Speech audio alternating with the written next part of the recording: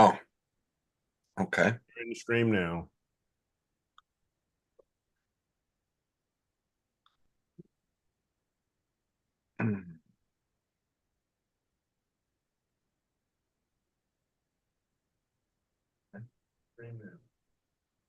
Hey everybody, welcome. It is Friday. We are here. It's me and we got Scott here, Mr. Astro Playground himself. So What's up, welcome. everybody? Happy Friday. It's we finally made it to the weekend. I am happy because it's been a heck of a week. So it's just been crazy stuff. So we got a lot of we got some stuff going on. Dan is out right now. He's dealing with some real estate stuff. He's got to scramble and get ready for an open house, so he's not able to join. But he said he's gonna try and get on as soon as he can, if he can. It just depends on what's happening. So, hey, Richard, how is it going, man? Welcome. Happy that you're on here. And we've got, of course, we got image of the week tonight, and we have the startup of image of the month for April. So that has gone live and everything. So we'll recap that a little bit. And yeah, so Scott, what have you been up to these past couple of days since we last, spoke? Um, well, I mean, unfortunately, I haven't been able to do any imaging because of the weather. Yep. But I've been working on the just fine tuning the rig, trying to figure out the limits on the mount, Uh-huh. and trying to avoid basically just trying to avoid the rig crashing, into the legs, Um, What's up, Matt? Hey, Bob. Yeah, no, you definitely don't want to do that. You no. know, that's one thing you definitely don't want to do. Yep, this weekend I will be working on fixing the pier. I'm actually thinking of catching up with everybody on my channel since I've had a very long hiatus from Astro with Eric. So I figure, hello there, Mr. President, how you doing?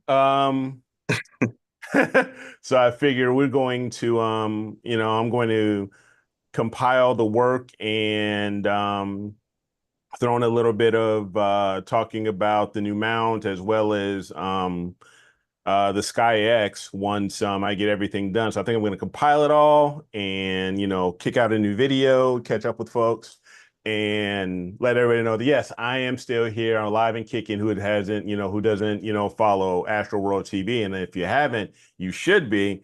But um, but yeah, we oh, Wilfredo's on. What's up? And so, yeah, that should be a lot of fun. I'm just gonna, like I said, gonna, compile all of it. It's gonna take a few days to get it all done because this weekend is gonna be cloudy, so there's not gonna be any imaging. So Monday is gonna be the first opportunity I think that I'm gonna have for actual imaging, Yeah. and looking forward to that once I get this pier plate adjusted and all of that good stuff. So yeah. Have Um, you have you, the what was your solution for moving the mount, that well, 4 degrees? Well, what I'm going to do is I'm going to take the mounts and the OTA everything off, and I am going to basically take the top pier plate that's on the ioptron. I'm going to take You can unbolt it, so I'm going to unbolt it from its standard, threaded screws, and I'm just going to move the pier plate those 4 degrees, and I'm going to mark a couple, the 4 holes, drill through the aluminum, completely through because the pier itself is hollow, drill through it. I've got some M10 screws Hmm. that are coming in with some nylon lock nuts with the lock nuts. So Okay. I'm going to thread those through and then feed everything through and secure the pier plate onto the new holes, thread it through, tighten it up, lock it down, and then put everything back. So it should be fairly straightforward. It should be pretty straightforward. So Okay. shouldn't be too difficult. So yeah. And then once that's done, come I'll check with the compass and everything, make sure that it's pointing to true north instead of magnetic north, so and then come Monday, I will give it a shot. I'll do a polar alignment, and if everything looks good, then I'll do the rough polar alignment, I'll do the T-point, and then I'll do the Sky X polar alignment after I do the T-points, and then I should be ready to rock and roll. Okay. Yeah. The I noticed in the YouTube channel here, the YouTube chat, that it's that the two up is not there. It's just you. Oh, it's just me. I don't know, how do I fix that? Yeah, it's almost like between the two of us, but let me see. It's switching back and forth Yeah. from the ones from whoever's speaking. So it's not the two up. Way to do it. Let me see if that's a way to do it here. Hopefully that'll. There we go. I think I got it now. Yep. Looks like I got it now. So yeah. So I'll have to remember that for next time. So just need to make sure it's in gallery mode. So yep. All good. No problems. And Yeah. back up here. Yeah. Yeah, you're right, Richard. It's important that it doesn't move, Yeah, exactly. That's why, yeah, get those lock nuts. You know, and I'll get I'll put some washers on there and get it all locked up, tighten, make sure that sucker never ever moves. And one of the things is that I'm using a 10.5 millimeter drill bit. So so that way you can actually go in and pass through just that 10 millimeter nut, so there shouldn't be any play. But like I said, so there shouldn't be. And like I said, if I'm tightening it down with that nylon, with that lock nut, that sucker better. Well, No, yeah. Dave's okay. He's actually in Williamsburg with his family. So he's out, but I think he'll be back next week. He should be back next week. And hockey, so his Capitals, I guess have been playing well in the playoffs. So he ditches us for hockey. So what can I tell you?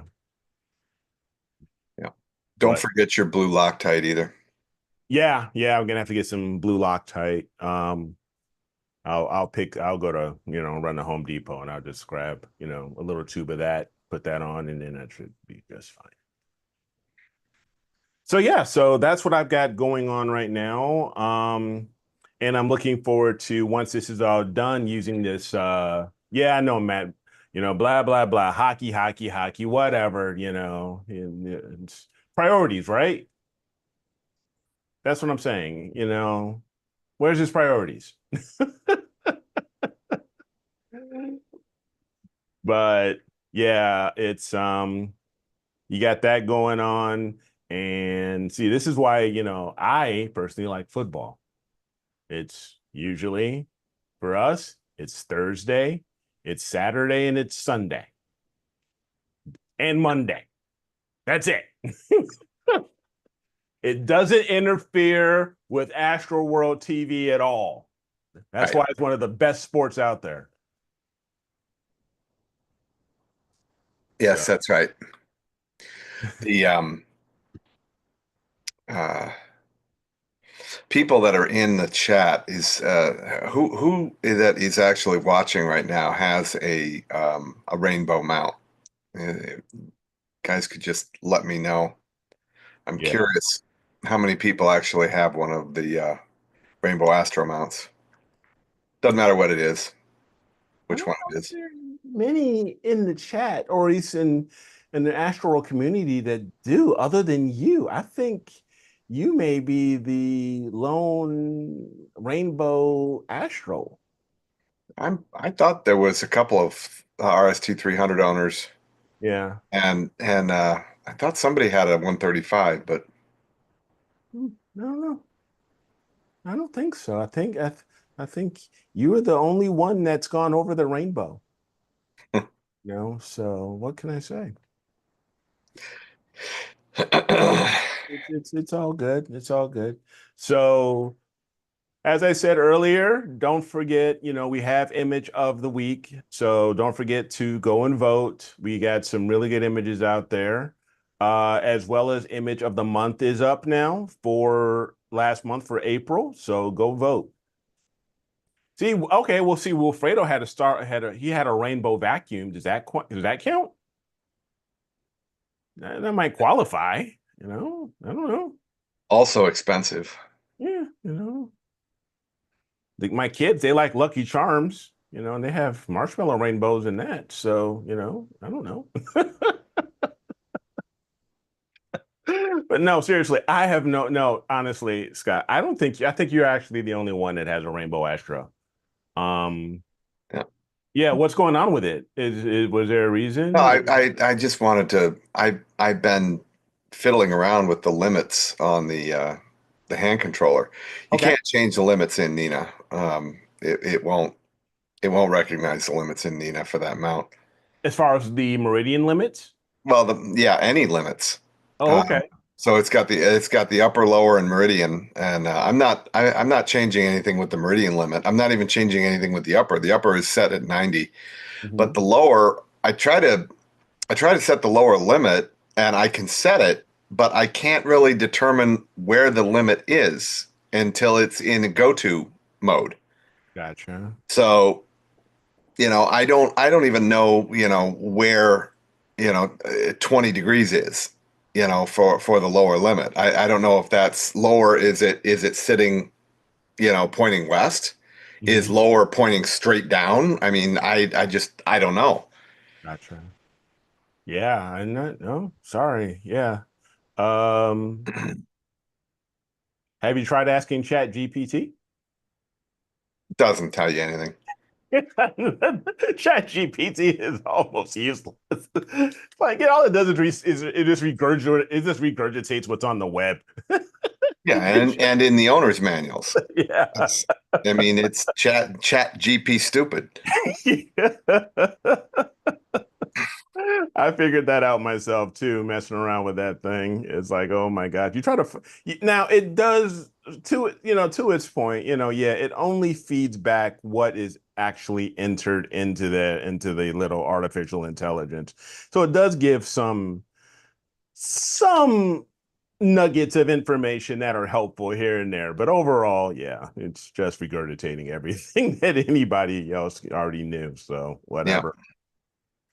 Um, so I yeah. found I found out the hard way the other night about the um, the red filters for LRGB. I got, as I said on Wednesday, I got seven about 7 hours, of luminance data on M51, and Yeah.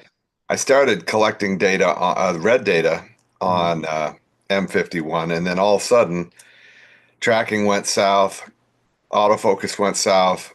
I'm like, what the hell is going on here? And I realized that red channel it's tough. You gotta bump up either your gain or your exposure settings, to get that red to pop for autofocus and for plate solving. I for the life of me could not get it to plate solve on M51. Oh Just wouldn't wow. do it. Okay. And so I talking to Dan, and he's like, "Did you try to bump up your exposure?" I was like, "Oh yeah." He said that red channel is just dodgy. It Yeah. can be tough. So Okay. One thing, speaking of Red Channel, that I came across was when I want to recollimate I have to recollimate my my Edge 8 because we had a little incident here and it fell. It's fine, but I know it's not, out of alignment. It fell. Yeah, it fell. Yeah, it fell. Did it land on a pillow?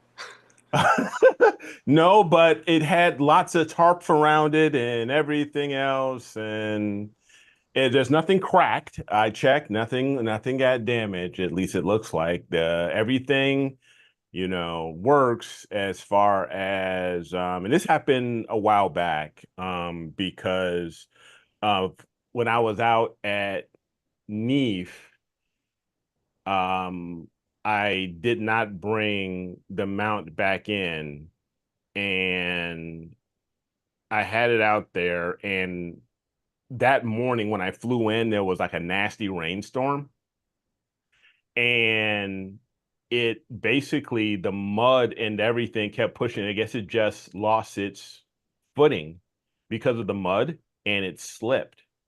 So it On the tipped. tripod? Yeah, it fell on the tripod. Yeah. Is that the same one you were talking about? Yeah. Yeah. Yeah. Yeah. It went over? Yeah. Yeah. Yeah. Yeah. Yeah. I didn't So realize that it was the edge that you had on that. yeah, so I had the edge on it. Uh, So yeah.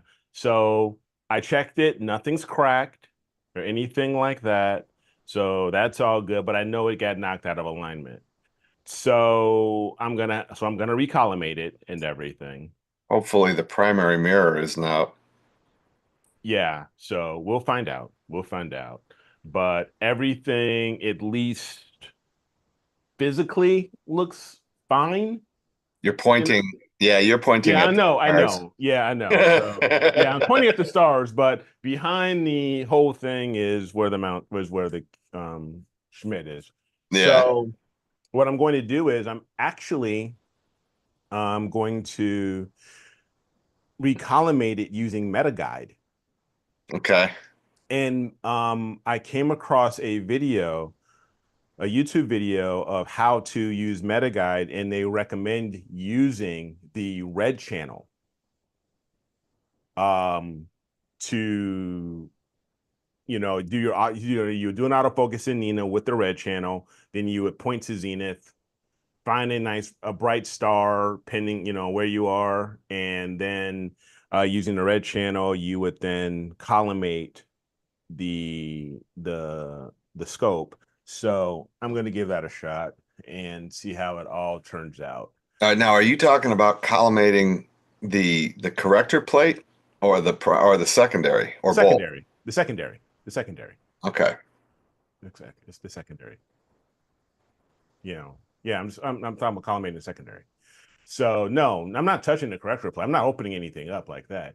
So Richard, yeah, I'm avoiding the warranty. No, I'm not avoiding the warranty. No, I'm not. I'm not touching anything within the the Schmidt itself. I'm just going to do a collimation and realign it.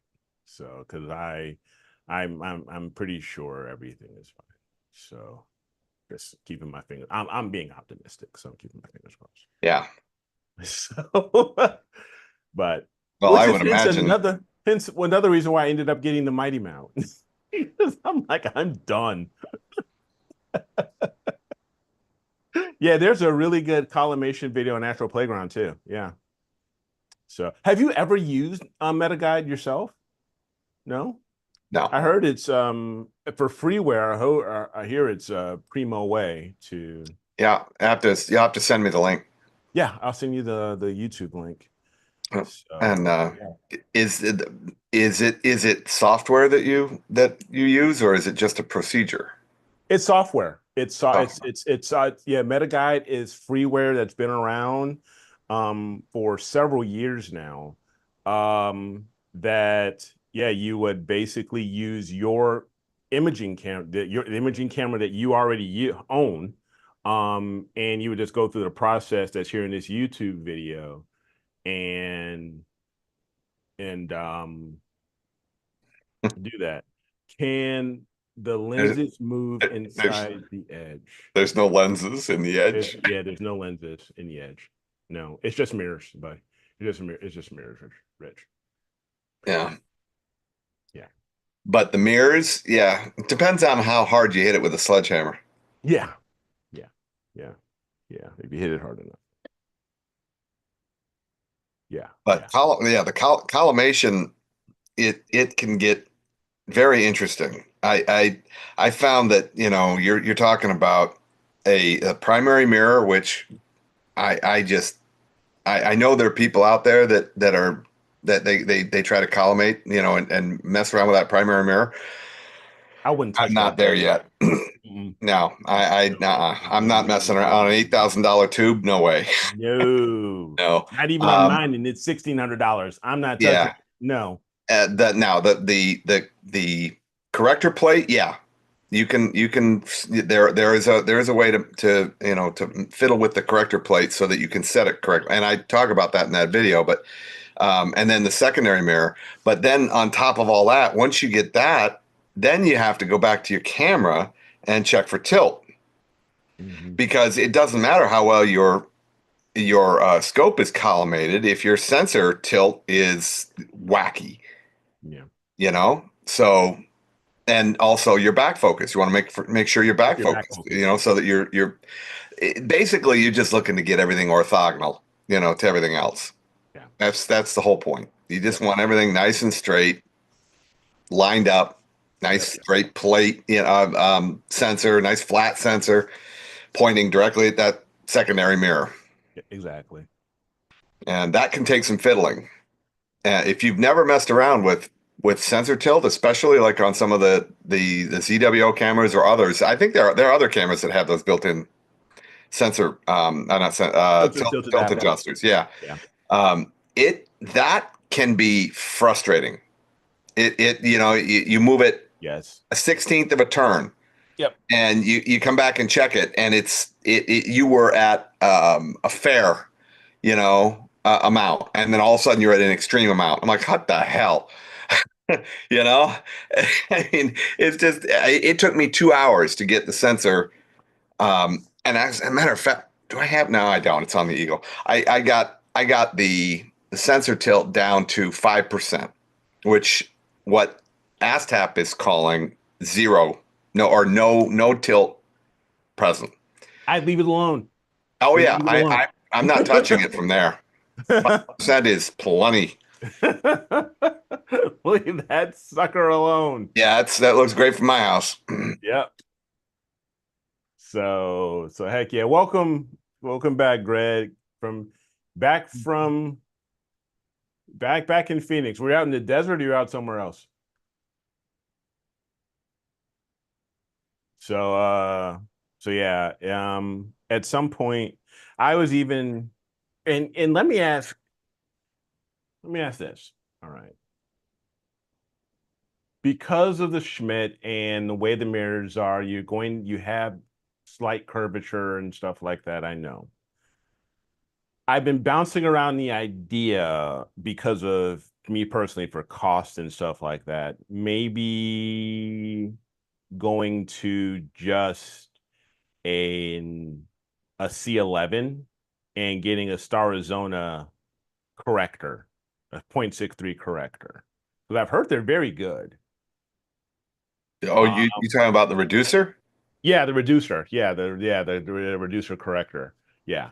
Um, have you heard anything plus or negative or positive on Starazona's The Star 0.63 they corrector? make a fabulous product. Yeah. Their Hyperstar is amazing. Yeah, no, their Hyperstar is awesome. And Everybody buys them. their optics, their correctors are great, but the Celestron one is good too. I mean, Yeah. it's that point 0.7 corrector is, And I now have no this issue is a with it. points. These are 0.63s because you're using just the standard C11 instead of the Edge. You're Yeah. not going with Edge. You're going with just a regular C11 0.63. Oh, So it's not an 11 Edge. no, it's not an 11 Edge. Oh, I was thinking of going maybe just getting a C11, just a C11, and getting the 0.63 Star Arizona reducer. right. Well, I mean, you lose the benefits of what the Edge gives you as Yeah, the far flat. Sorry, it's as the flat, flat. Yeah, right. but other Um, than that, because I was yeah. thinking, one thing that I understand, if I understand correctly, as far as with mirror, minimizing the risk of, say, mirror flop or anything like that, I would I would get my Asato focuser, which is a real reader cell focuser, Hmm. and use and focus based off of the rear cell instead of depending on the standard, the stock focuser, the stock Celestron focuser, because at least this way, from what I understand, if you put on a rear cell focuser, say like the Asato or a Moonlight or something, or maybe a Crayford Hmm. focuser, something like that. If you're focusing via the rear cell instead of moving the mirror around, right, and you're doing everything from that, it minimizes the chances of that mirror flop because you're not messing with the mirror. Yeah, I, you know what? I've used. I can't really speak to mirror flop because I haven't. Even on my 14, I haven't seen mirror flop. Now, one of the things that I do, I Because you don't know lock if yours this. down, don't you? You lock your mirrors down though with No, the I edge. don't.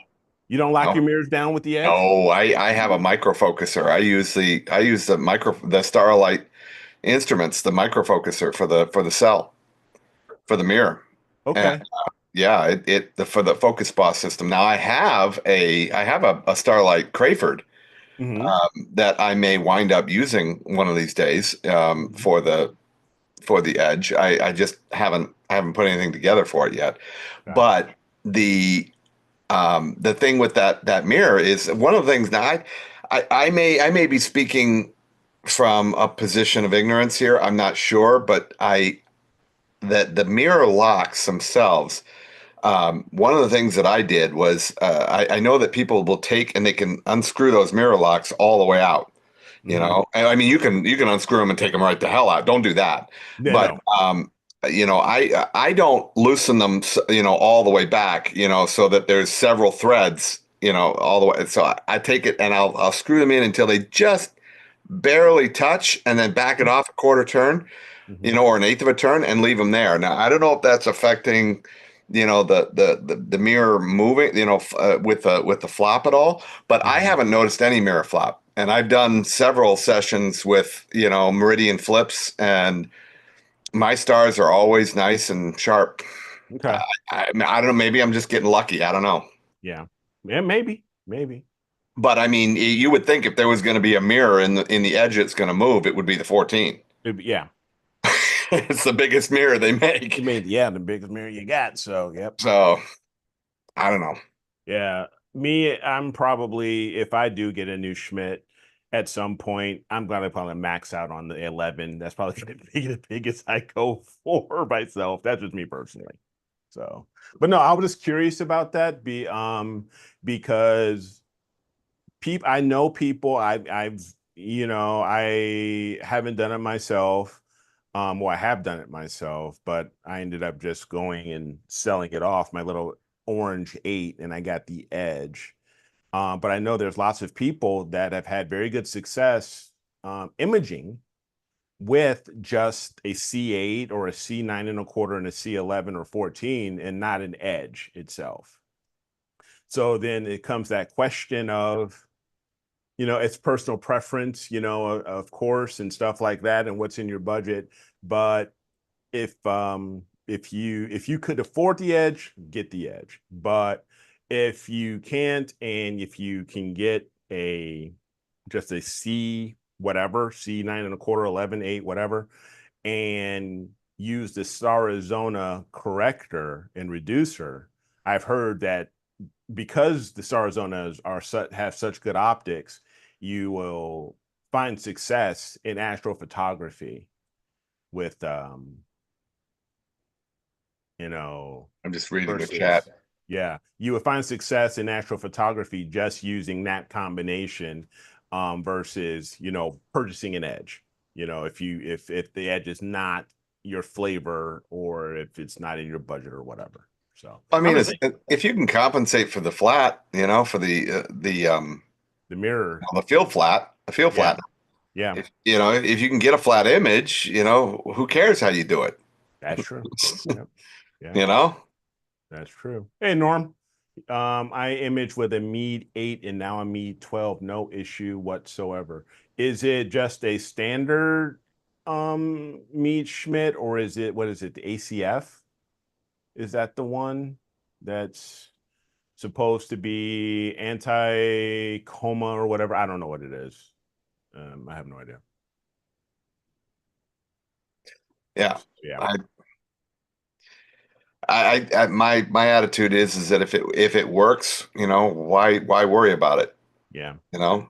It's kind that's of like true. asking the girl to the prom. If she says yes, what does it matter? What question got her to yes? She said yes. You said yes. No. F10 advanced mostly fun. Okay. Do they still do prom? I don't even know. Yeah, they do. Do They they? do. Yeah, they do. I just got I just got a post. I think it was yesterday or the day before from my brother-in-law that my nephew is his prom is coming up. So yeah, they at least in Illinois, yeah, they still do prom, and I think they do prom pretty much everywhere still. So yeah, Hmm. um, no issues with my 8 either. Cool. So quick Just question. How's I've got my fan going here pretty much full blast. Is there any wind issue? Are you hearing any funny noises? Perfect. Then this little DJI works just fine. It's great. is that the mic? Yeah, yeah, with the little wind sock on it, with the little wind cover on it, but so yeah. Is that the wireless? Is that like the one I have?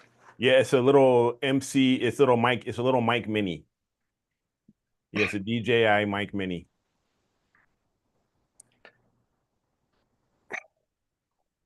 Like these?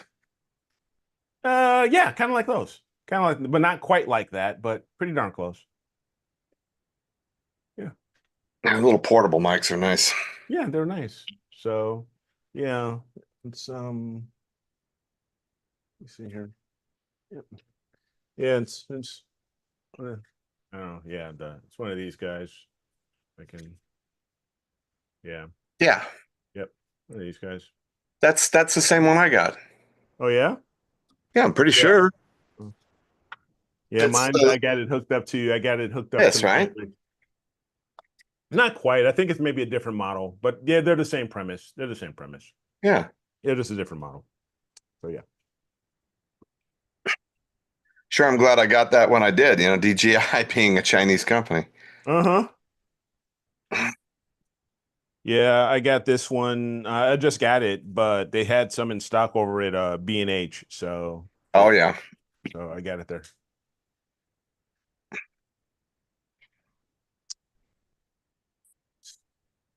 Yeah, ACF anti or is it advanced coma free? Okay. Haptic design on the Celestron website, and there are lenses in the baffle tube, which Flatten the are image. what flatten the Interesting. image. Oh, I I had no idea. I learned something new today. See? Hey, Tom. Hey, family first. It's all good. Yeah, I honestly, I haven't looked at the back of that scope since I threaded that reducer, that point 0.7 reducer. That's been on the scope since I bought it. You know. So yeah, so I got a little work to do with my Schmidt, just to make sure that it survived and all of that stuff. If not, then I'll just, Hmm. send it to Torrance and let them deal with it. I'm smart enough to know that there are just certain things I'm not good at. Well, I'm sure you'll know as soon as you defocus on one of those stars. Ours. Oh yeah. Oh yeah. That's why I'm already planning on, correcting, and doing the collimation. And as soon as I defocus on one of those stars, if there's something funky going on, oh yeah, I'll know. I know. Mm. Mr. Tom, it is going very well, sir. It's Friday, It is. TGIF. So I am good. I am very, very good. So, as I said, Dan is out. He is doing real estate stuff. He is actually preparing his home for an open house. So, hopefully, maybe he'll hop on, maybe not. But you know, open houses, he says that his real estate agent got like 15 or 20 calls today when it went on the market. It went on the market today, and they already got like 15 to 20 calls trying to get in to look at the house. So they decided, let's just do an open house, and let's so he's scrambling to clean things up, so gotta help him. Got to get rid of all, move all that stuff around or clear it out. I know he is working his tail off. Well, I mean, it's a good thing the rest of his house doesn't look like his office because he'd be screwed. Oh yeah. Well, there's no way Jen would put up with that anyway, so. No, no, no. Mm-mm. um, yeah. So So, Mr. Tom, you were out with your granddaughter doing the cheerleader stuff, so that's very cool. It's all good. Yeah, you better be packing and ship the rest of my Prima Luce order. Speaking of that, yeah, Dan, I told you I want to get an Arco. What's up with that, man? Oh man, my garage is, moving into a new house. My garage is still a wreck. We were finally able to get at least one car into that darn thing. So Yeah. I'm over the moon just to get one car in that darn thing. So Yeah, well, my garage, I've got a 3-car garage, and one of the bays is dedicated as a shop. mhm. So, and the rest of it, I've got a small trailer in there and a Harley. Yeah. So, Oh, you got a Harley too. So okay. yeah, Wow. All right. You're an HD man. All right. yeah, Very yeah. cool. She's a big girl. She got a big butt. Let me tell you, she's a big Yeah. girl. Yeah, I bet. I bet. One of these days I'll have to come on the I'll come on the channel in my full I've got a full leathers setup. I mean Oh leather, my literally God. head to toe. Oh my God. Silver, leather Road. chains. Oh my God. Road hogs. Oh yeah.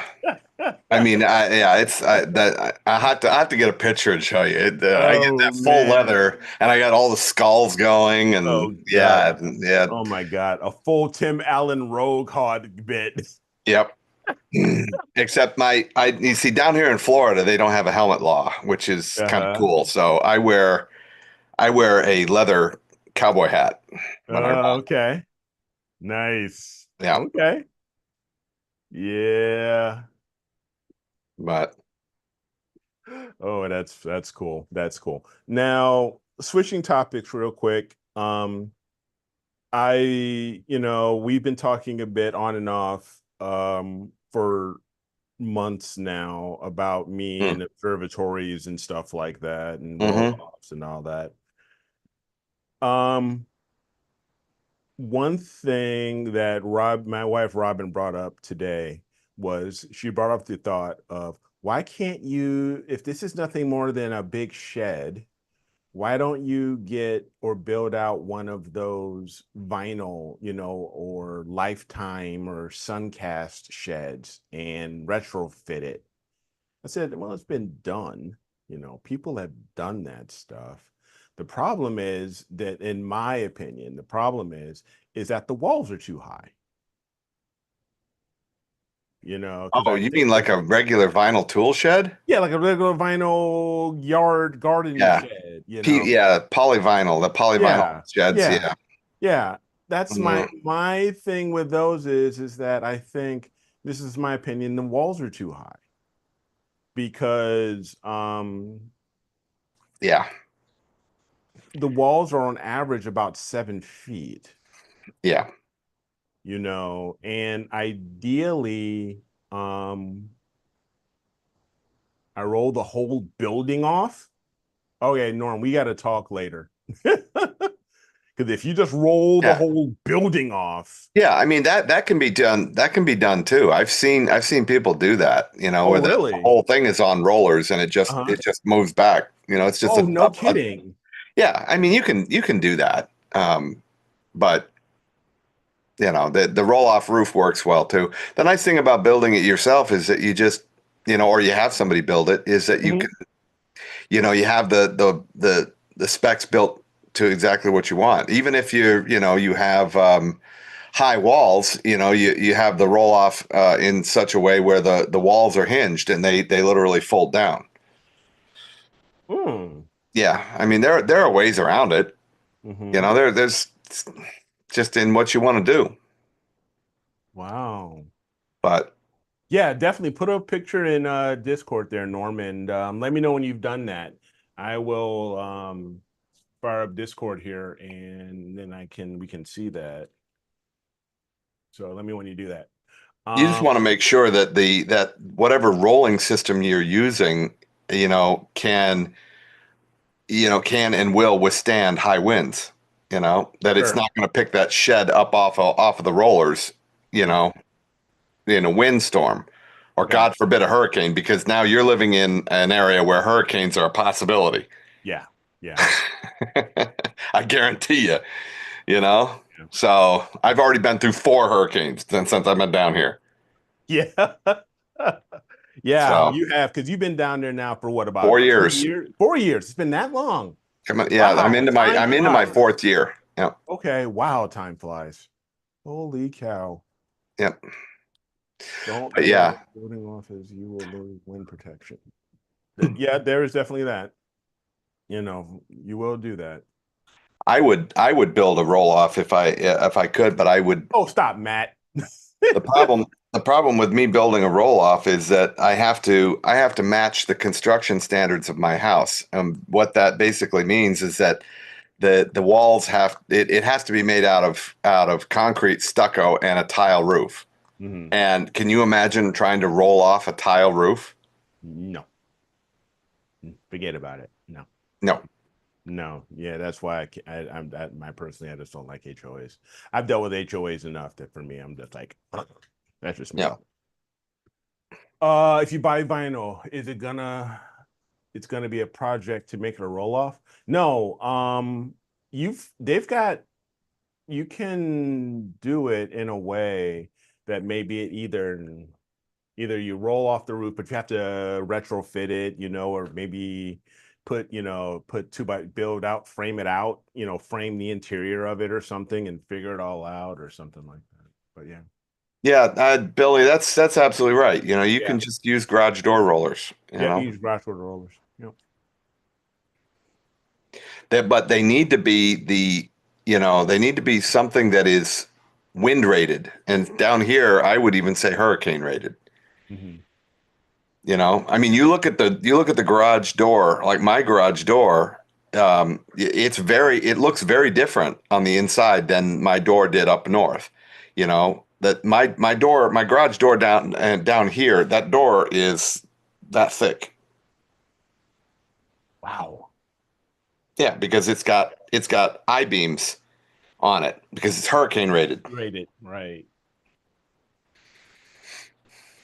which you want because I mean, you get a hurricane blow through on a door that's not protected like that, it'll just take that thing right off its hinges. I mean, it'll just rip it right out. Yep. So, Let me take a look at something here really fast. Uh, and I know we were talking Wednesday about the sheds and roll-offs and things and the decking. And the more I was thinking about it, the more I like the idea of not putting a pad, but putting a big sonotube.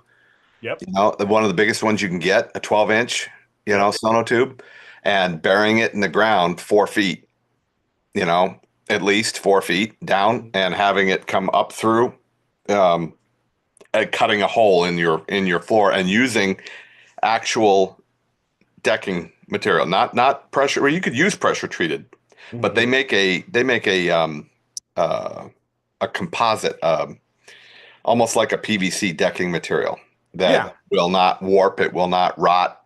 Um, and building your deck around that, cutting the hole around and then mounting your pier on that sonotube and Yep. building it up through. I Yeah. do like that idea. You're not going to run into problems with moisture as much. Okay. So and as long as you're butting up, you're not going to have any problems with insects either. So Yeah, yeah.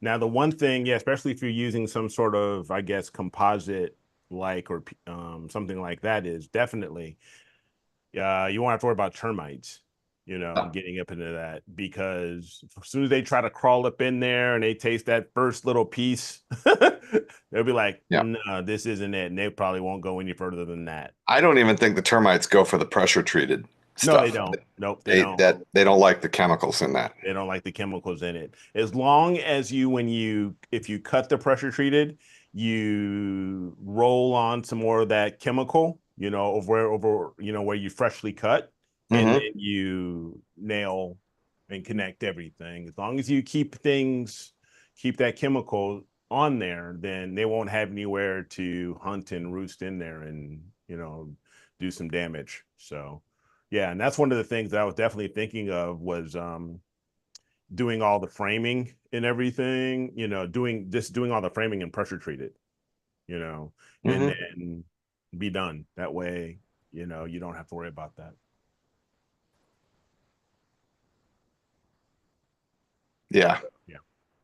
that's right. It's got all kinds of chemicals in the wood Yep. to protect it. To protect it. So yeah, they won't like that stuff at all. Well, it's also the sheathing. You don't the framing material. I guess you could use 2x4 pressure treated 2x4 for framing. I Yeah, wouldn't see why you could do not. that, but you also want the sheeting, the exterior sheeting, Hmm. pressure treated. Well, the isn't wouldn't I was thinking I would do possibly just do vinyl, just do vinyl siding. Yeah, Um, but you're gonna need at least a 3/8 inch sheeting Oh for yeah, like OS, so like some sort of OSB or yeah something. to go over the 2x4, and then you put Yes, your PVC, yes, you know yeah. You do then you do the vinyl set. but Yep. yeah, but that then you also need a vapor barrier between the PVC. So Tyvek, Okay. yeah, you Norm. want a Yeah, Tyvek around that. yeah. We're pad cost me 600. Yeah, we're definitely gonna have to talk, man. Because if you did something like that, dude, then you know that's what I'm talking about. It doesn't have to be super expensive. It's Yeah. just gotta protect the stuff and protect the gear. That's pretty much it. So, all right. We still have time, but let me put. Oh, perfect. Let me check this out here. Norm said he put the pics in the Discord equipment. Yep. So, in equipment discussions, perfect. So, let me scroll down to the bottom Yep. here. There we Richard, go. what's up, Richard? Yeah, I think he might be trying to get my attention. Okay. Can you sell your house with a sonotube in the backyard? I did in Illinois. I did. I actually had mine. The entire platform, concrete platform that I had my pier on, and I sold it, with no problem. Yeah, and if they bitch about it, you know what you do? You go to the local equipment rental place and you get a mini hammer. Yeah. That's all you got to do. Just get a mini hammer. Plugs right in, extension cord, and you just bring that sucker right down below ground level, cover it with dirt, and you're good to go. Good to go. There you go. All right, let's show a few of these images from Norm here. So let me just share my screen.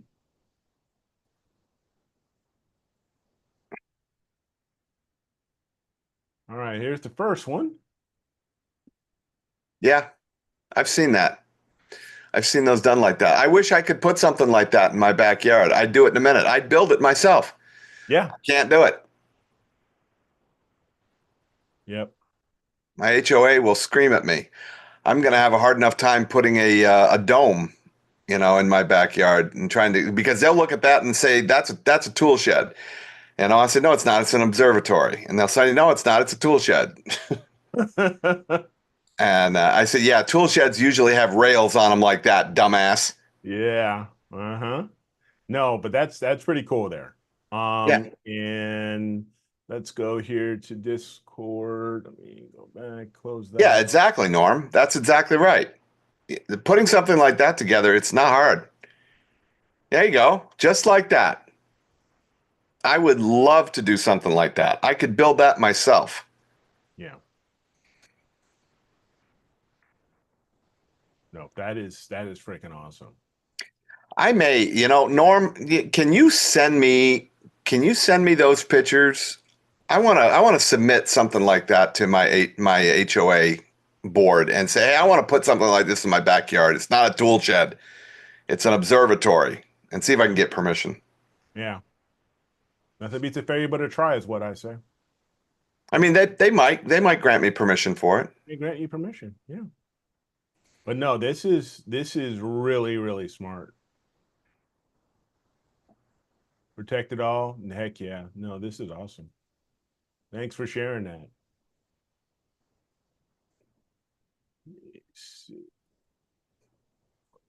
This. Norma, are those the software BISC weights, or are those the ADM weights? Well, three of them look like software bisque weights. I don't know if there's, it looks like a fourth one right there. But at least three of them look like SB weights.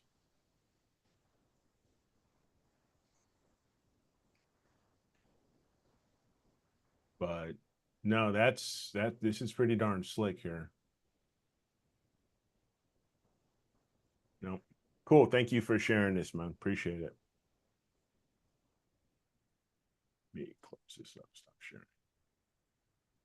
All right. Yeah, Matt was saying he put some in there as well. Okay. Let me take a look here. Let me bring back over Discord. Close that. Okay. Let me share again. Let's do that. Let's keep the conversation going.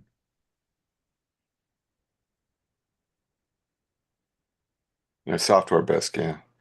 They kind of look like my ADM stainless steel. Yeah, there you go. Yeah, see, this is what my idea was for something, maybe something like this.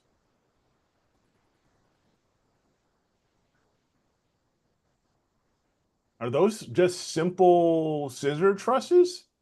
Yeah, those look like homemade trusses. Yeah, just some simple homemade trusses. Couple Yeah, of they don't have any stretchers in them though. no, they don't. No, but just a couple 2x4s at the right pitch, and you Yeah. cut some plywood for both sides on the They caps. probably just haven't put the stretchers in yet. You'd want the stretchers in there. But the stretchers are what's in the center, are in between It both it sides. basically forms a triangle about midway down. Yeah, yeah, yeah. So, yep, gotcha. Okay. No, but that's slick. And he said he has another one here. Yeah, a lot of times, Richard, you're right. You're screwed with what Oh, the there it HOA. is. There's the finished product. Yeah. Yep.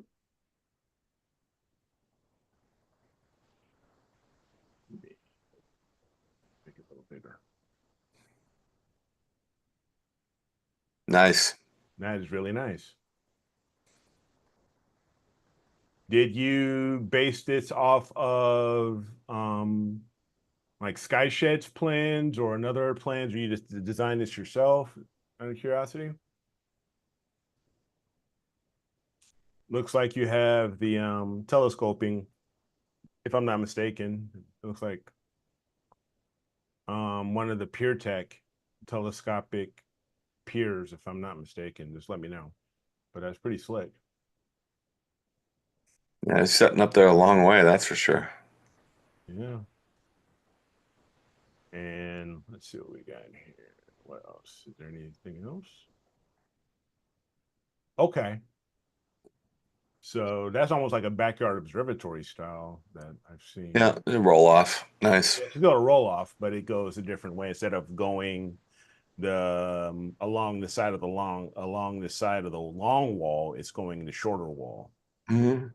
So that's all. Yeah, No, very nice. See a little bigger here. yeah. No, nicely done, sir. Congrats. Looks really, really good.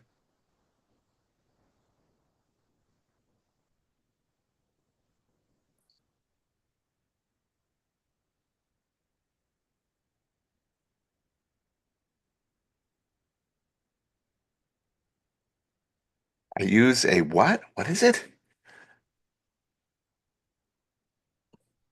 Carpeted too. Linac lift. Huh. One's telescoping, one isn't. Okay. Nice. Black left 125. Okay. Put an image of my shed in the critique folder. Hey, all right, nice. We haven't been in the critique folder in a little while, so go take a quick look. And again, if anybody wants to drop any images inside the critique folder, all you need to go is go to astroworldweb.com/critique, and you can drop your images in there. So, but I am going to go there right now.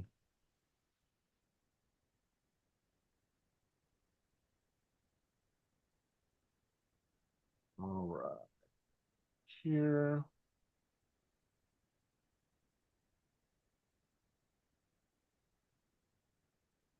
And let's take a quick look here.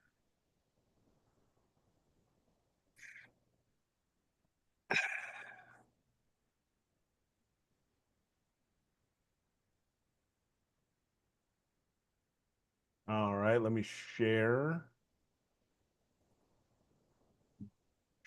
here.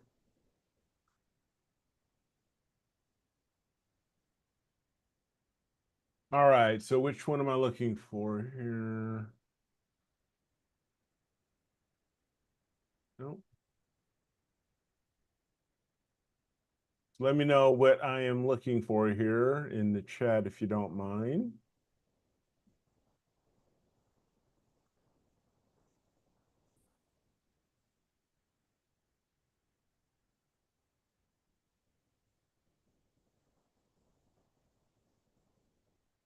So Billy, yeah, if you let me know here. So I'm trying to find it. I don't see anything in the. Look under the date for when it was when it was added.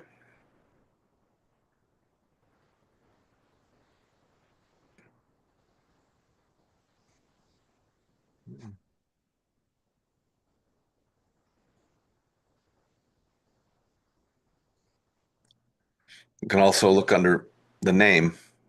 Yep. People. Nope, that's not it.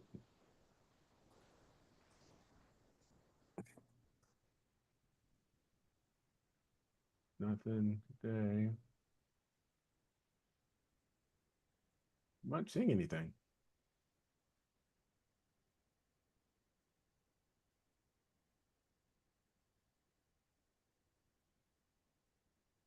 No. Yeah, you should always be proud of things when you can do it, cheap, easy, and effective. Oh, heck yeah. I That's am happy. one of the hardest lessons I've had to try to teach my 16-year-old. It's not about cheap, it's not about easy unless it's effective. I am, believe me, I am right there with you. if it works and works well, doesn't matter if it's inexpensive. He said it's called Billy's Shed.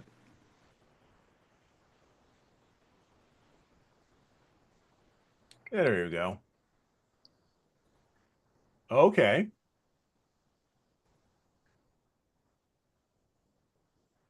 Tin roof. Yeah.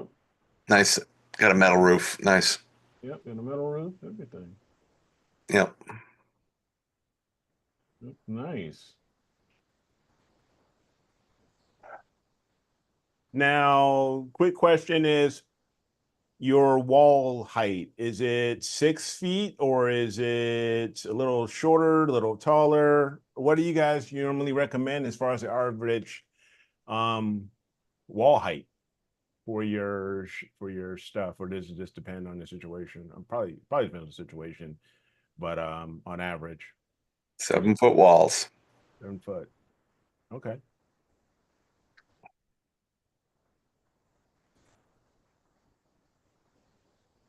Oh, but nice. Thank you for sharing.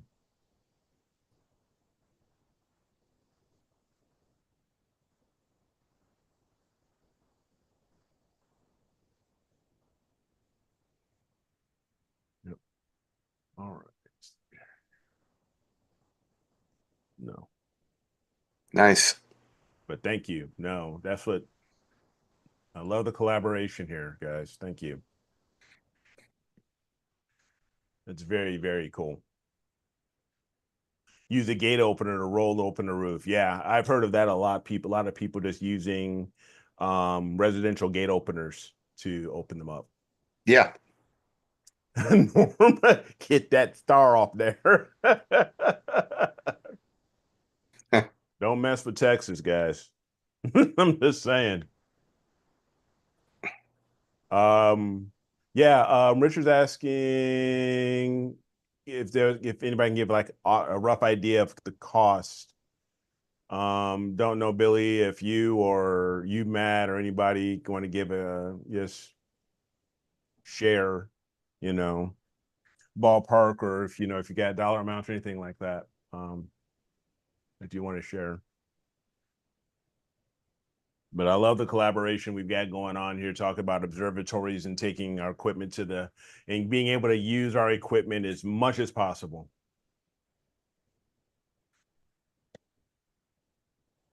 Yep. Use SkyShed plans and modified the plans some. Nothing wrong with that.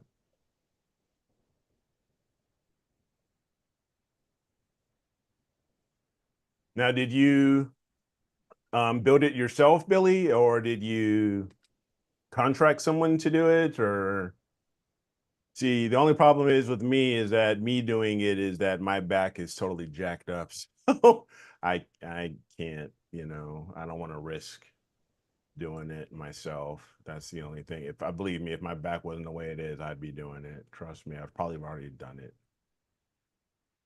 Us pro men just have to roll them out. Yep. No, I hear you.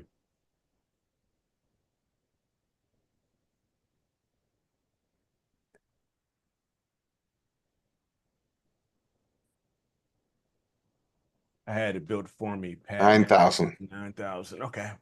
With a warm room. Okay, so you contracted it. Okay. Yeah, you see, I don't have to worry about that, Billy. I live in a warm room. Yeah. Yeah.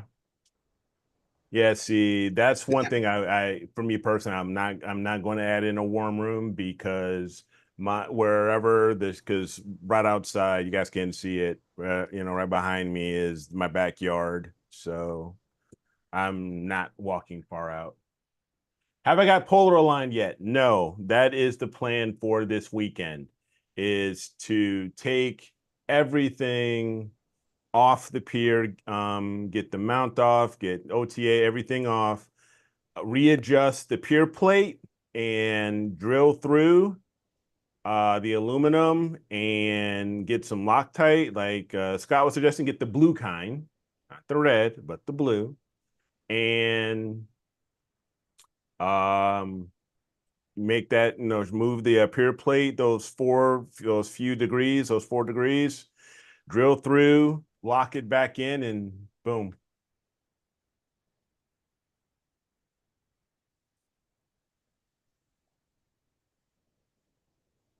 So yeah. Don't need what? Yeah, I was gonna say don't need what? I bet he's going to say Loctite. Um,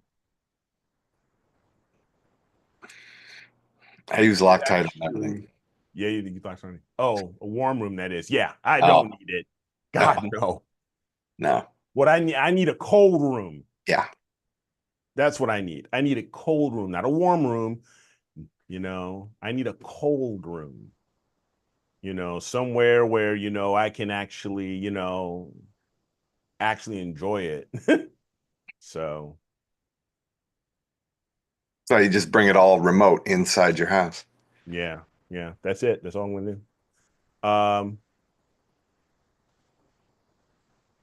Sports. Okay. Yeah, my room is in my house exactly.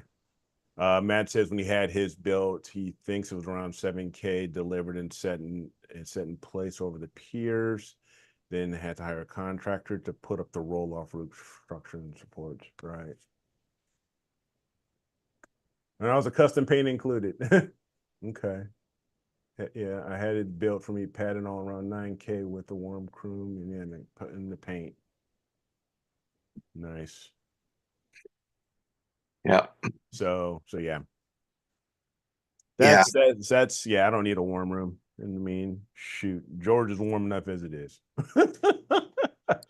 Yeah, I'm probably looking at at the least probably a sky shed, you know. Hmm. I know that I can't put a roll off on where I live. There's no way they're going to approve that. Yeah. But Well,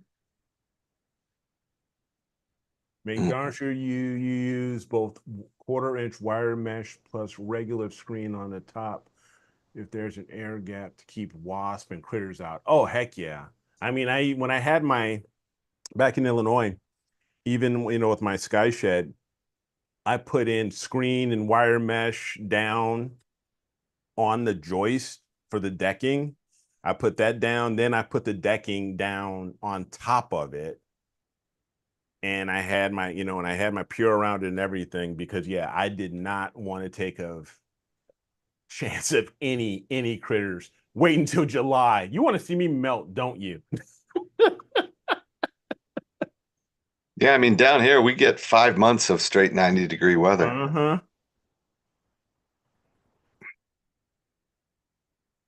Yeah. Chris is Yeah. saying his roll off is only 6 feet tall. It's only for AP because he doesn't want it to block his view, and I don't blame you. Yeah. Well, and I mean your deck, there's no reason why you need a gap, in your deck, especially if you're using composite decking material. Now, if Yeah. you're using wooden decking material, then yeah, you're probably going to need a gap because the wood moves, Yep. across the grain. Yep. It does. So you need a gap. But if you're using that composite stuff, it's not going to move. Right. Not much. Not like wood moves. Right. So you can just butt that straight up tight, Mm-hmm. you know.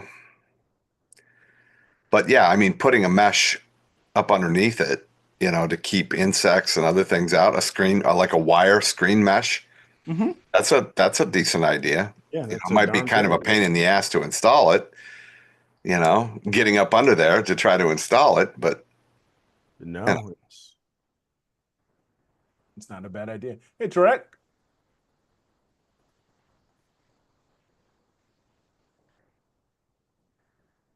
I have Oh, a headache, so I didn't come earlier. I still have the headache. Yeah. yeah, still, that sucks.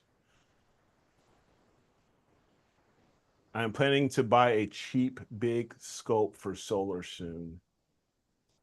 Um, how big are you talking? Because if it's too big, I mean, what are they? The ERFs, those are expensive. It depends on the size of, the tube you're talking about. I still want to, once we get I would at some point I would love to get a Heliostar still. Just, be really cool to have one.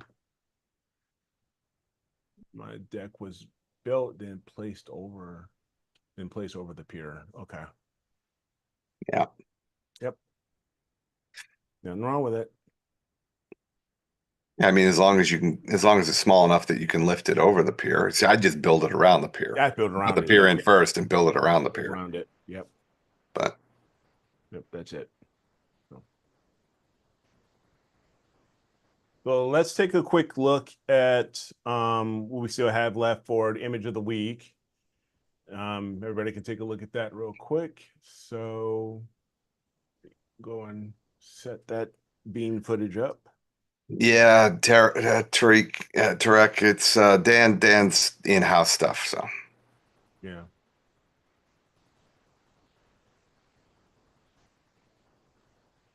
Yeah, he's doing house stuff. yeah, yeah. I was kind of hoping, Chris, that I'd get clear skies tonight, but not so much.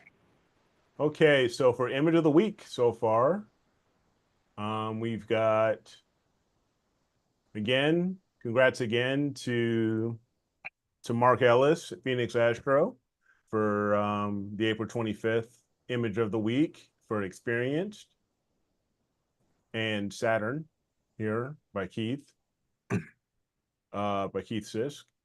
And for our novice bracket, we have the Leo triplet by Joe.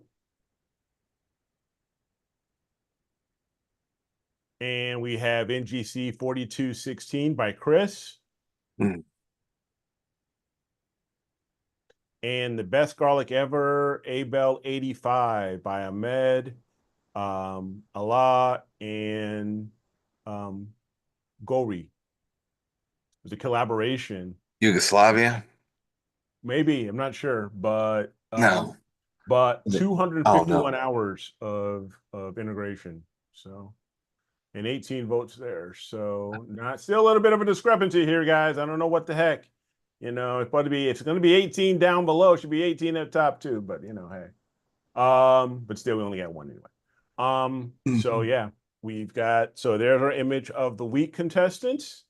And for our image of the month for April,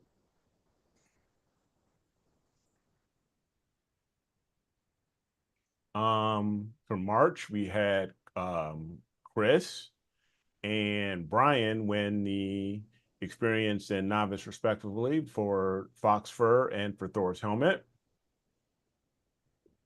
And for April image of the month, we have the Blood Moon by Keith, as well as by Keith Saturn, his Saturn shot with his 8-inch Schmidt. And for our experienced, we have the Cone Nebula by Greg Meyer.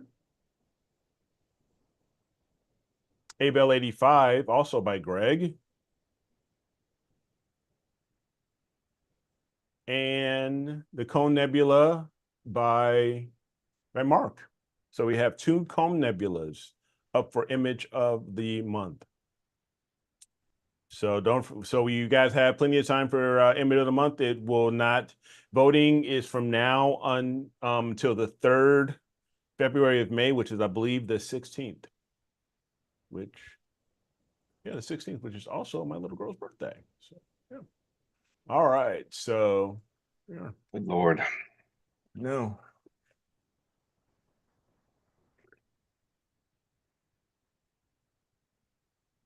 Mm. Yeah.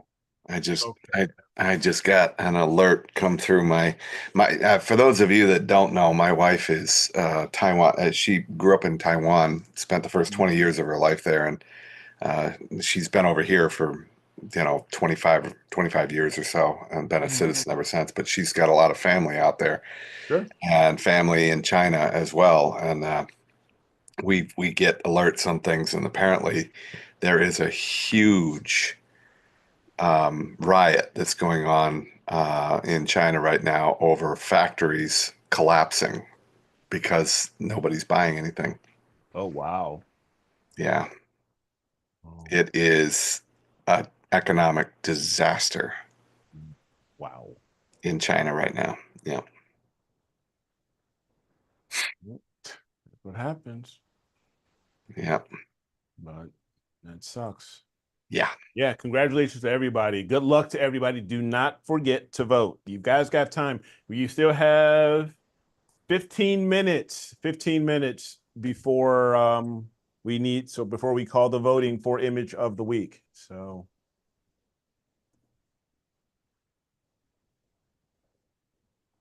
yeah, I'm definitely looking at that Helio Star 76. I've heard now that Skywatcher, they're in the plans. They even showed it at NEAF. And Matt, you can even let me know because you were there with us. Is it 100 millimeter Heliostar they're looking at now? They've got the 76. The 76 is supposed to be is really popular as far as the solar scope, but I believe that now they're looking at 100. And that's going to be That's a something. 4-inch. Mm-hmm. Yeah, and that's going to be something. Yeah, 100 millimeter. So that'll be something there as well. So, yep. And I'm looking forward to when all this is over and manufacturing kicks back up, because I know those Heliostars, people are just waiting for them.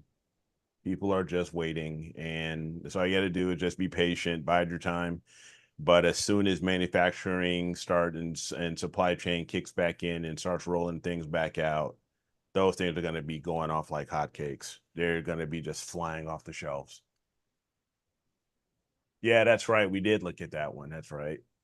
I couldn't remember if it was 100 or what, but yeah, I do remember we looked at it. And there's just so many more things that we saw at NEAF that I am definitely, it's like going to NEAF is like going to the North Pole. You know, it's like it's exactly what it is for Astro nerds like us. It's like going to Santa's workshop and just going out there, and you just have your pen and pad, or you have your phone, and just start writing down your Christmas list, man. And it's just like, yeah, I want the Helios Star, and I want a new harmonic mount. I got that next. I want some deep space.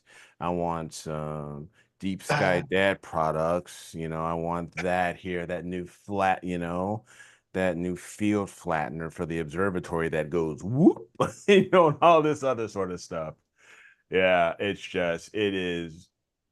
Uh-huh. it's just crazy, when you go to that place, and it's just a blast. And I really hope, that the rumors they may even there's thoughts of maybe doing some new version of AIC. So yeah, if they do a new, and maybe they'll do it more, have something in the Midwest, which would be kind of cool. So yeah. Yeah. On a Red Ryder BB gun with a I compass into wouldn't know. stock and this thing that sells time. Exactly. You put your eye out, kid. Tom says if he went, we'd be eating cat food now because he would have blown his retirement. Yep. Man, it's like start developing a taste for it, Tom. Oh, what's for dinner tonight, honey? Fancy feast. Feline supplement number 26. Exactly. Oh my gosh. Oh man. But it was worth it. I've gotten my new gear. It's all worth it. It's awesome. I'm eating mac and cheese for the next 3 years, but it's Exactly. worth it. It's worth it. It's all good. Yep. I know Uh, guys that ride that do that and spend $50,000 on a new CVO, from Harley. oh And yeah, God. it's like, good Lord. Oh, yeah. Mm. crisp brown noodle water. Yeah, get that ramen out. Oh man, too funny. You got I too can't funny. eat. I have that stuff every now and then, but man, I living on it, oh, forget about it. the sodium and everything I'd else. be dead. Yeah. Nope. No, thank you. I'm good. I am good. Yeah, I gotta have vegetables, you know. I gotta Yeah. have fruit, vegetables, you know, I can't live on, oh God, no. Ugh. No Said I boy. had my first view the other weekend through the 8-inch SCT with the Celestron solar filter and plan let's see. And pan 24 millimeter and was impressed even with that. Yeah. Oh yeah, with the white filter. Oh yeah. It's a lot of, I mean, I did my first solar, I think it was shots were last year, you did the eclipse and I used the white filter with the 8S with the Edge 8 here. And it was just awesome, just even just using a white filter. It's amazing. It really, really is.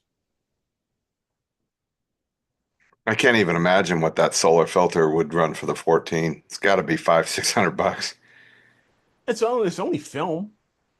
It's only solar film, so it can't be that much. It's I haven't only even looked. I don't even yeah, know. yeah. That white filter can't be that much. I mean, for that much solar film, it can't be that much. So I mean, these are the ones that they sit over the like a lens cap. Yes, exactly. Yeah. Yeah. Yep. So they fit right on nice and tight. So no, they're pretty cool. Um, so yeah, let's see. No, solar for me, one thing that was pretty cool for me when I was doing my solar, which is even doing the solar imaging, because I had picked this up from Ben at the Narrowband channel, was just using my ASI, my ZWO ASI monochrome camera and using Sharp Cap just to capture. But then you can process in the ASI Studio and it adds and once you do all the stacking, you do the stacking and everything, and you can add, the false color in there. So if anybody's just a novice and just using the white filter and wanting to do some solar imaging, it was pretty slick. I mean, you do that and within just a few minutes, you've got a nice little solar image with sunspots and all. So it's pretty slick. Yeah, I'm not familiar with the filter you're talking about. Yeah, they're Never not used them. okay. Um, let's see.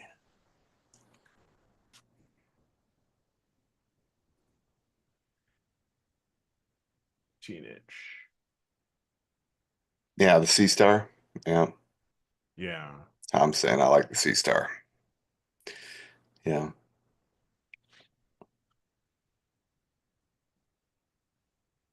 Oh, it seems that they don't make them for the 14s. That biggest they make it for is for an 8-inch. They have 8, 6, and 5-inch solar filters, white solar filters, but that's it. Yeah. Yeah. I know that there are solar filters for the 14, but they are expensive. Um, you can get a white filter. What's this for a 14-inch solar filter? Well, this one says 159 bucks. It's just a white filter. Um, Don't you just love that autocorrect there, Richard? Never heard of a meat scope.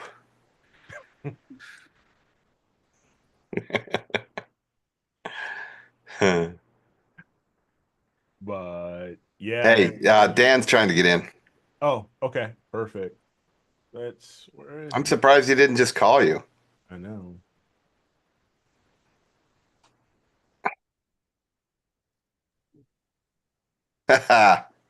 He made it for the last half hour or so. Yeah. Hey, Dan's trying to get in. Oh, okay, perfect. Yeah, you can kill the echo now, He didn't bro. just call you. Yeah, he doesn't even have his ears in. He doesn't. I hear you. I'm just trying to figure this Zoom stuff out. That can't be your office. It's way too clean. I know, right? It's way too freaking. Hold on, I gotta find out why I got YouTube going over here. I'm working on it. Hold on. Yeah. He doesn't even have his ears in. He doesn't. Yeah, I hear you. I'm just trying to figure this Zoom stuff out. That can't be your office. It's way too clean. Actually, No, right? Way too freaking. hold on, I gotta find out why I got YouTube going over here. I'm working on it. Hold on. Yeah. He doesn't even have his ears in. I don't know where that's Wow, coming. he's got a loop going. Not me. Unless if it's on. Oh, it's on. I don't use Edge. There you go. What's up? What's up, man? What's happening? How's it going? Good. How are you? Well, the reason why it's so clean is because I've been spending the last hour and a half or two cleaning up to get ready for an open house that I didn't know was happening tomorrow. Did you find the Jimmy Hoffa evidence? Yeah, it was underneath the wee-wee pad. I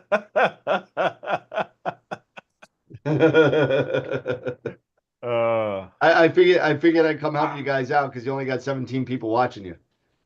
Yeah, I know, man. Ooh. That hurts. I gotta step away for a minute. I got rain. I'll be right back. Oh, hold on. Our subscribers will go up in a second. Hold on.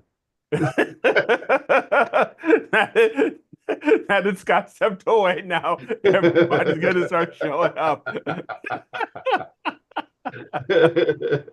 look, went up to 18. Look at why that. don't we let him in? We Went up to need the 18 viewer already. members. Look at that. Oh, So what's going on? How's it not going? much. Nothing much. Sorry, I'm So late. Sorry, I had to get some stuff done. nope, it's all good. It's all good. Appreciate So it. I got my Shop Smart, Shop S-Mart shirt on. yeah, your Evil Dead shirt. Yeah, I got my shirt on. Nice. Nice. Oh, Rich, man. what's going on? Maddie, what's happening? Steve? Tommy Boy? That's so Chris Newman. What's up? yeah. So you ready to sell this house tomorrow? Oh, dude, I may be taking an 800-mile drive to your house, so tell Robin she can have freaking house guests until we find a new house. Oh man. So, It's but nuts.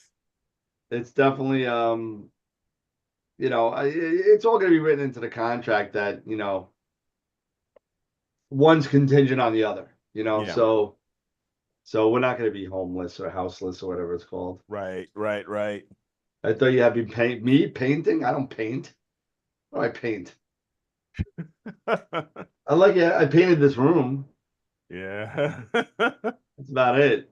That's about it, huh? I was thinking if I should put the pier together for the open house, but I think it might rain a little bit. So Okay. put a telescope on there, just make it look pretty. Right. No, but everything's been going pretty good. We got two more minutes before we announce image of the week. So well, look, Scott's been gone 3 minutes and we're up to 21 people watching. There you go. But yeah, so I figured I'd just come on and say hi. No, this is my Evil Dead 2? Evil Dead 2, right? Yeah, 2 shirt. Yeah, the Evil Dead 2. Yep. Yeah, because the first one was the whole cabin thing, wasn't it? Well, yeah, it was with who played the girl? Was it like not Jodie Foster? Who was it? It was like somebody famous now played the girl that got her head chopped off with the shovel. Yeah. I forget who it was. I can't remember, but no. But yeah, I'm getting fat. You can see my man boobs. I gotta be careful. Dan's gonna be living in a roll-off semi. I'm gonna have a double wide right next to Eric's house. Oh man, that's funny. But yeah, so hey, we got a camper right outside, so hey, it's all good, so I was working, and I'll throw this out, a little Astro thing. I don't know color cams. I'm not good with processing color images. I've always been a mono person for many, many years. I did early color. I have a problem with stacking color apparently because I kept on getting this error on PixInsight that not enough punitive matches, less than 8 stars detected on integration, on register, on the star On the registry. registering? No, on the, yeah, star registering, yeah. Mm-hmm. So I've been getting that, and I tried everything. I tried lowering sliders, raising slide, all the tricks that I know. I tried everything, and it wasn't my data. Oh yeah. So you know, total transparency here. It wasn't my data. And then I went to I bought Affinity Photo just for the hell of it because a lot of people have been talking about it, Yeah. and it was only like $60. So I said, all right, you know, let me just buy it.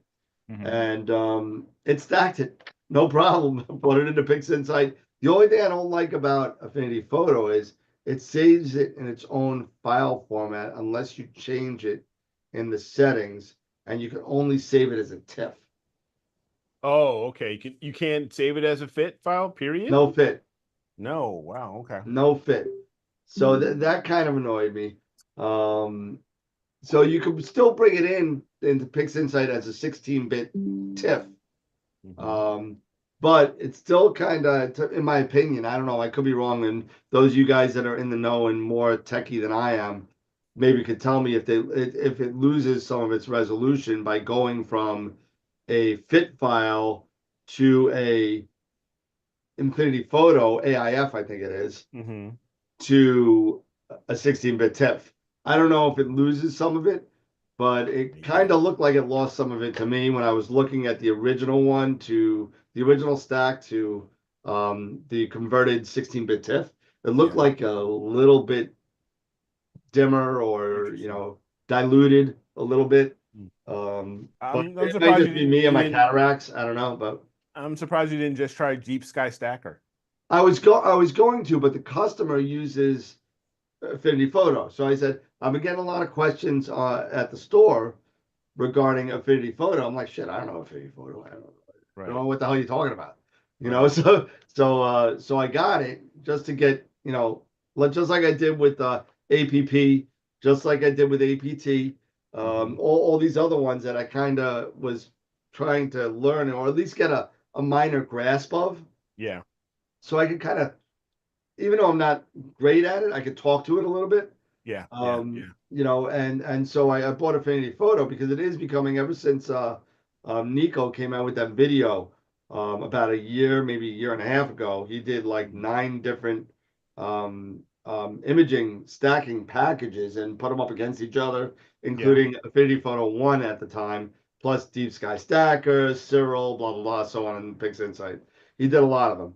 APT, APP, I think he did everything. It is incredible. The video that he made, if you haven't seen it, go see it. It's still relevant right now. It's pretty awesome.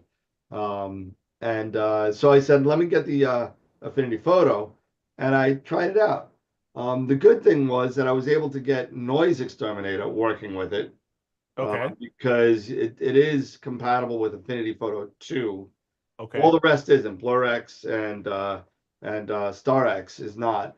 But NoiseX was because the Noise Exterminator on Affinity Photo was lacking a little bit to Okay. me. It crunched the stars too much, made the background too flat, you know, and there's not a lot of customizability on the sliders and that kind of stuff.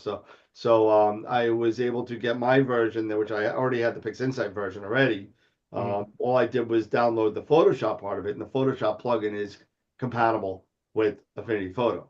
Gotcha. So you were able to put that in there. And see, that's the thing, Steve. You can't save it as anything else but an AIF, which is the Affinity Photo extension. Right. You have to save it and then export or save as or export it. I'm sorry, export as, and you have to export it as, and you pick between 9 different things from anything from JPG to 16-bit TIFF. And the Gotcha. 16-bit TIFF was the one that I kind of, you know, thought would probably fit the best Mm-hmm. with what I was going to do next to it. Yeah. So unless if anybody knows some other way to do that, I mean, it was the first time I ever played around with Affinity Photo. I've never touched it in my life. So there could be a lot more stuff that I don't know about. And if there's something I missed, let me know. I walked into this halfway because I had to cover the scope. It's pouring rain. So this Affinity Photo is a stacking software? It's a astrophoto processing. So you can do everything pretty much that you would need to know. Curves, levels, noise, gradient, everything is in there. And it's actually a astrophoto processing suite inside of Affinity Photo that has different actions that you would use for it's very similar to Photoshop from what I remember of Photoshop. But it's a little bit more user friendly. Photoshop is very weird with their actions and their panels and all this kind of stuff. It's you know, if you're not used to it, it could get kind of overwhelming. Yeah. Photoshop is professional design software. I mean, it's got a huge learning curve. Yeah, yeah. So if you don't understand what everything does, you're gonna take a long time getting used to it, in my opinion. And I've used both, but Yeah, well, the thing too is that um, other than raw images, because I with my Nikons I shoot 45 megapixel raw images that are 50 gigabyte images, and other than raw, TIFF is the now. Hold on a second, honey, come here and speak to this for a second. we're gonna hear the voice of God from beyond in a second. Dan's saying you're gonna hear the voice of God from beyond. Yeah, don't expect her to come into the camera view. She ain't gonna do that. Right, Same thing with right. my wife. Don't worry about it. It's fine. Yeah, but honey, it's right here. They can't trust me. They can't see you. Okay. Nope. So I can barely see they're Scott. talking The about green they're screen is talking about horrible. image quality, right? And they're talking about image size. And from what I understand, other than RAW, TIFF is one of the largest uncompressed image file formats, right? Yeah, but TIFF can also compress too. Yeah. It can compress. So Yeah. now that is 16-bit TIFF compressed, or is there a 32-bit? No, compress, I don't think it's matter of bits. Bits is where you're setting how your image wants to run. Okay. Okay. So Because anything, if a size reduce, that's how you, once you press the image, yeah, that you will see the file size will dramatically reduce. when you compress it. Yeah. Okay. Yeah, that's why JPEGs look like crap. Oh yeah, JPEG is awful. Yeah. So what other file formats are is it just a TIFF that's available to you? No, there's like 7 or 8, but all the rest of them I know are compressed images. They're compressed. You know, Yeah, they're TIFF is going to be your best bet. they're BMPs, they're GIFs, they're JPEGs. All the other ones are garbage. It's stuff that we would never ever even think about using when we're dealing with the detail that we're dealing Right. with. Picture behind you or Eric. You know, you're not going to want to kind of, use a compressed image, especially when it's early in the stages of. I can't see you, honey. Yeah, I can't see anything. No, I can't see you. I trying to see them. Yeah, just come forward. Like the When camera's you're right here. You early, can't. when you're early in the stages of processing of this stuff, you do not want to be using some sort of compressed garbage No. before you even stretch the thing. You know what I mean? Right. You know that. It's like shooting in RAW versus shooting in JPEG. You don't ever shoot in JPEG ever. As a photographer, we learned that early on. Unless you're not going to do anything with the image, you're going to take it straight out of the camera and you're just going to put it up someplace. Yeah, I gotta say, I do both because when my camera can do both at the same time, I'm sure yours can too. Oh yeah, You could do JPEG plus RAW. And I use that just for the sole fact that when I want to take it and just throw it up there, I can. Yeah. The raw obviously will be brought into Lightroom or something like that to kind of, right. make it a little better, even though I'll probably screw it up anyway. But I gotta send you that picture of that snow owl too. I screwed that up. Goddamn branch got in my way. I had a beautiful shot of the snow owl. A snow owl at this place. It was a nature preserve. They said if you find the snow owl, take a picture of it. I found it. I took a picture of it, and there was a little branch, this little branch right in front of the snow owl, and I was in autofocus, and it focused right on the damn Mhm. branch. So the snow owl is just a little out of focus. It was kind of annoying. Yeah, well, I mean, other than astrophotography, one of the more difficult disciplines in photography is birding. Birding is it. Yeah, I mean, people will spend $12,000 on a 600 millimeter lens, and it's like, wait a minute, I expected to see that bird's eyeball. No, I gotta take a picture of no, that osprey. I gotta do it. yeah, no, Nah. no, Yeah, no. I know a lot of people like my friend. I got a couple of friends. I don't want to mention names, but I got a couple of friends that do awesome shots of bald eagles and Oh yeah, ospreys and all this kind of stuff. Thousands of dollars on lenses, and they do a tens great of job. thousands. Been in National Geographic, been in Yeah, a crazy stuff. Really good photographs, but and it's just amazing what you could do. But I mean, mini dinosaurs. Yes, yeah. Sherry, mini dinosaurs.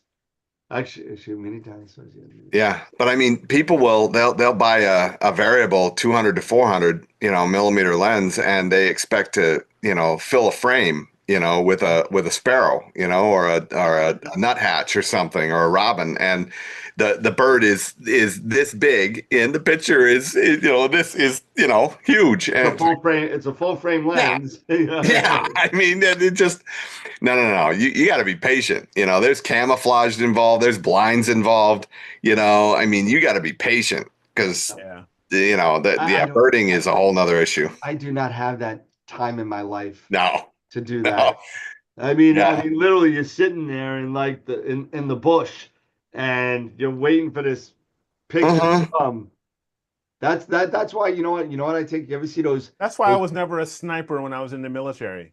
You got to be patient and shit. No, see, sniper I could do. I could do the sniper because there's some sort of action there, right? There's that anticipation of the kill, right? So the sniper I could do. I did that for 4 years as an airsoft guy. And dude, I was up in all these things, and I was dude, my sniper rifle was chromed at 3,200 feet. I'm sorry, 320 feet a second. Oh gosh. 320 feet a second. I will make you bleed with my rifle. Gary, And I that's have no doubt. I have absolutely no doubt that women would make great because snipers. because I'm too effing old and I'm too effing slow, so I couldn't run. They said you're gonna be the sniper. Hmm. Not a problem. I'll just sit here and just peg people away. Bing bing. That's it. That's Oh it. man. Actually, there was a question here. Yeah, so when I was doing the stacking, yes, CFA images were being done. Who said that? That was Tom Oh. Peter. Yeah, CFA images was checked. Um, I mean, I'm pretty dumb, but yeah, I got that done. And it just I think that part of the problem was the guy had a really soft focus going on. Okay. I think that was part of it because Affinity Photo stacked it. But I think that the settings in the registration, the star registration of PixInsight, the outliers, I guess the criteria is so strict that it just threw them all out because they were too far out of whack. And that's at least that's what I think, and I'm sticking with it. Right. You know, but because it's stacked in the other one and it was fine, but it was definitely. Now let me ask you another question. So he has a 6-inch Maxitop. Okay, he's got a Mac. Okay. So he's at about 1,500 millimeter f11 or Yeah, so. something like that. So Some- he's got like a Mac 127. Yeah, that sounds about right. Yeah. The refractor. No, it's No, a it's a Mac. It's a Maxitop. Mac. It's a Mac Cast. It's a Schmidt Cassegrain with a curved lens in the front with the mirror behind the little thingy. It's got a Mac Cast. Yep. Okay. Yeah, they're like a F11 or F13, something like that. Something like that. Something like that. It's very slow. Yep, very slow. But he's got a Pegasus autofocuser on the back. Okay, the focus cube.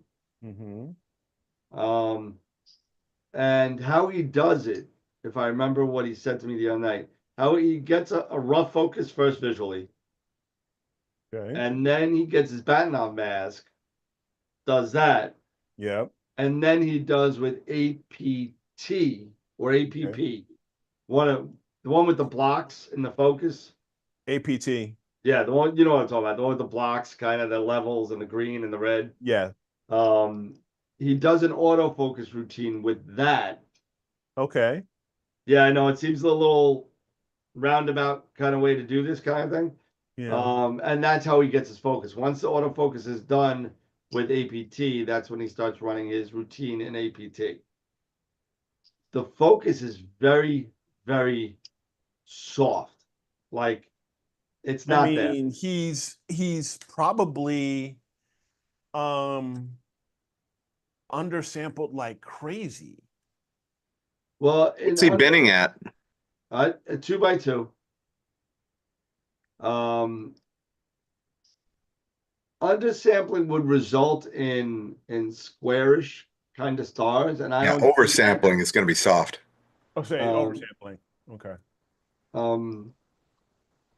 He might be oversampling. Now I'm Yeah. thinking about it, he might be oversampling, so his stars seem a little bit bloated. But here's the thing with that though: stars are bloated, but he did an image of 51, M51. Okay. And even the clouds of M51 are fuzzy, modeled, not modeled. Model's the wrong word. The fuzzy, just a little bit out of focus. And that could be a result of oversampling, wrong sampling rate. He's running a, let's see. Well, let's take a look. What camera is he using? It's the Uranus.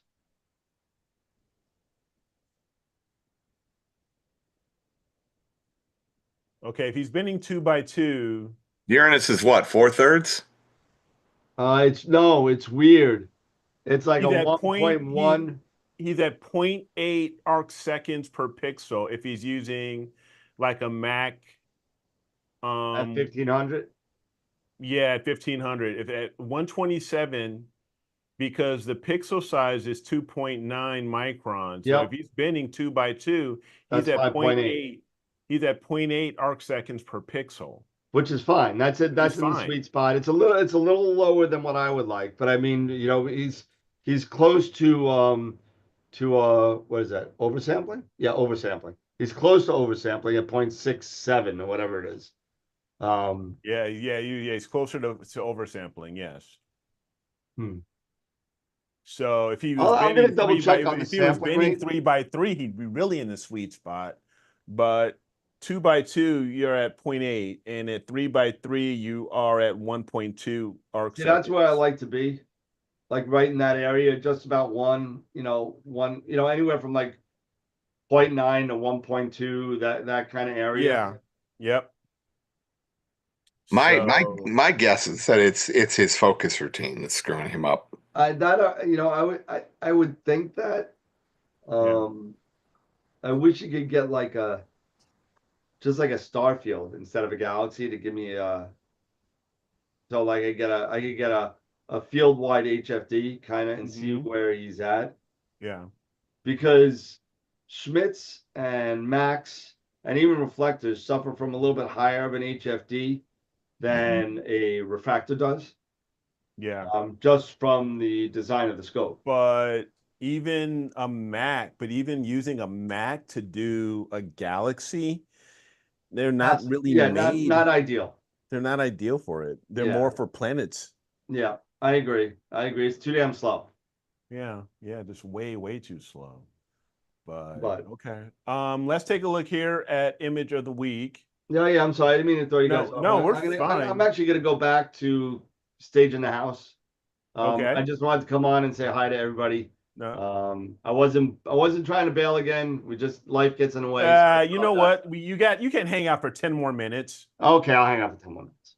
You know, you can hang out for 10 more minutes. Good Lord. So let me get this primed up here and we will see here.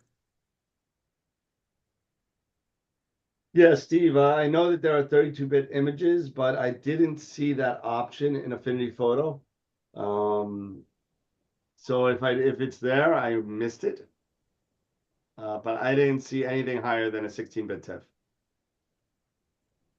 Thank you, Tom, Mr. Peter. Thank you.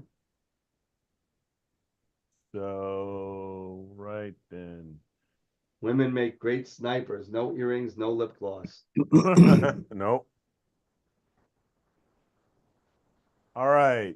So, we're just going to go right to experiences. We only had one entry for novice. Oh, bummer. Yeah. Look at those votes. Pathetic. I know. So we're Is going that to go. four? Right. Is that four? No, that's for the image of the month. Image of the month only got 4 votes for novice? So far. I mean, it just started. Oh, just started. It just started. Okay, fair enough. It just started. So let's just take a look here at our experience for May. We had 20 Steve. votes. Appreciate it. And with those 20 votes, our winner is wow, by a lot. By a lot. Yeah, the best garlic ever by Z, Allah L, and Gowry. So Gowry. I know Gowry. Yep. So congratulations. I know Z too. Yeah, to them. That's like that crazy one that had like 50 hours or whatever. Yeah. This was like 251 hours. 250. That is freaking ridiculous. Elaborated over three different telescopes. Yeah. Three different telescopes, still. 251 hours total. 3 different telescopes, 3 different focal length, 3 different cameras. Yep. Actually, the cameras are mostly the same. I think it's all 570. Yeah, an FRA 400, 600, and and an AP 92 millimeter. Yeah, so they're all pretty close in focal length. All pretty close in focal length. Yeah. But I think the cameras are all pretty close too. I think it was a 2600. Yeah, 2 2600s. One was a one shot, one was a mono, and the other one was the Poseidon. Yeah, they're all 571s. They're all 571s. So congratulations, and I will get this up onto the website. Sweet. So yeah. Right.